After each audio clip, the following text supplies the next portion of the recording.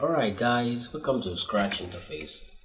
I've already introduced Scratch program to you, and probably you don't understand what I've been talking about when I was introducing Scratch program to you. This is the Scratch interface.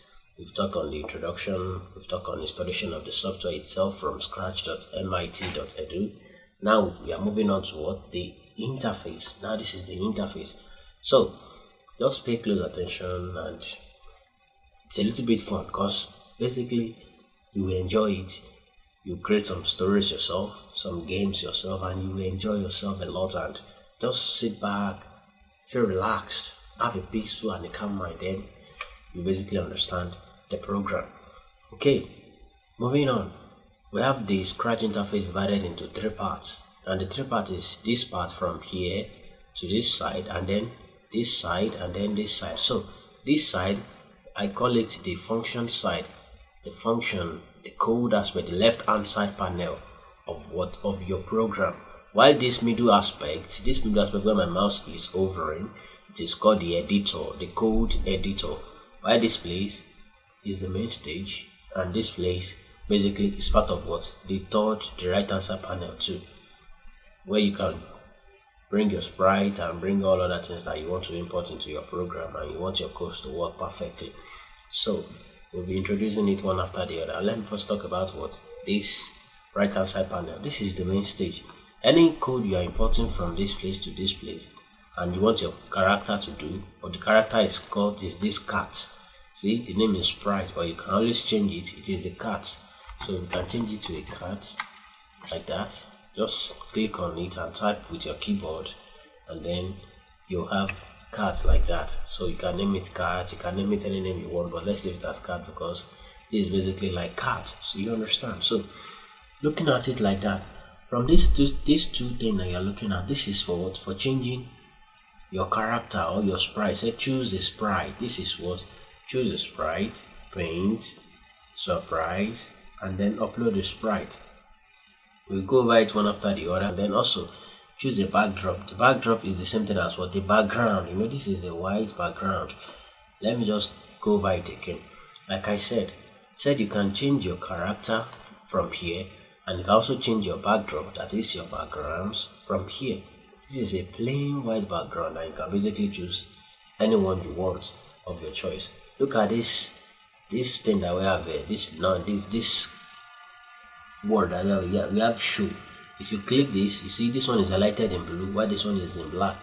If you click this, it means show. You want your character to show. By the time I click this, it will disappear, which means we are what? Hiding our character. We don't want it to show. That is what this symbol represents. So let me show it back again. This is the size. The size is currently 100. 100 is the default size for what? For all our characters. 100 is maximum, 100 is excellent. So let's just change it, or let's leave it at that. Let's just leave it at that. You can basically change it to whatever you want. If I want it to be 50, it will be 50.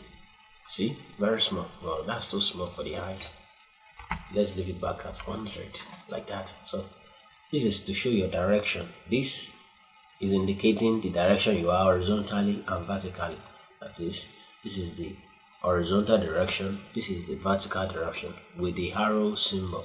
If I move it here, just watch these numbers on your screen. Let me move it like that. Can you see?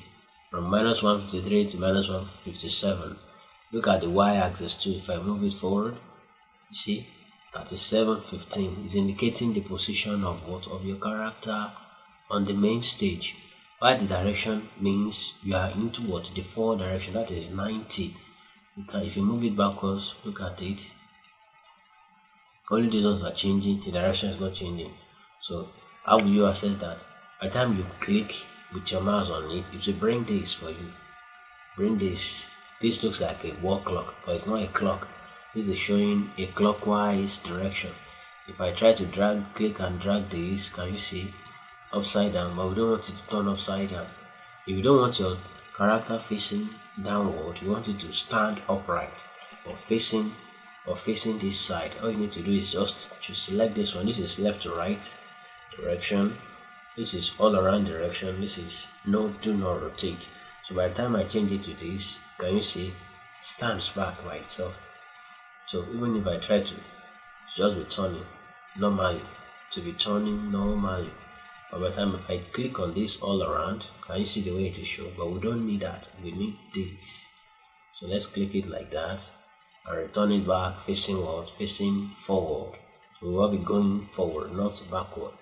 So let's make it 90. Let's make it 90 and type it 90 like that and drop. So do you understand? That is introducing this part. So like I said, you can choose it on any character you want. We have different categories: all, animals, people, fantasy, dance, music, sport, food. Just choose any one of your choice and you're good to go. This is to back it. If it is a backdrop, you can choose also any one that you want. Let me select one to show you. Arctic, can you see? Let me go and select the character too. Let me choose a bear. Can you see? The bear appears automatically, but it's too big. Like I said, you can change the size. Change it to 60. You see? It's moderate with the cat, like that. So that'll be all for now. Thanks for watching, and I'll see you at the next lecture.